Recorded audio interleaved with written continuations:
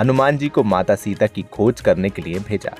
हनुमान जी को माता सीता का पता लगाने में सफलता मिली और उन्होंने रावण को लाख समझाया कि माता सीता को सम्मान समेत प्रभु श्री राम के पास भेज दें।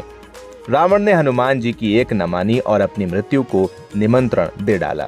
मर्यादा पुरुषोत्तम श्री राम ने जिस दिन रावण का वध किया उस दिन शारदीय नवरात्र की 10वीं तिथि थी। राम ने 9 दिन तक माँ दुर्गा की उपासना की और फिर 10वें दिन रावण पर विजय प्राप्त की।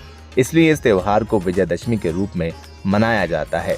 रावण के बुरे कर्मों पर श्री राम जी की अच्छाइयों की जीत हुई, इसलिए इसे बुराई पर अच्छाई की जीत के त्योहार के रूप में भी मनाते हैं।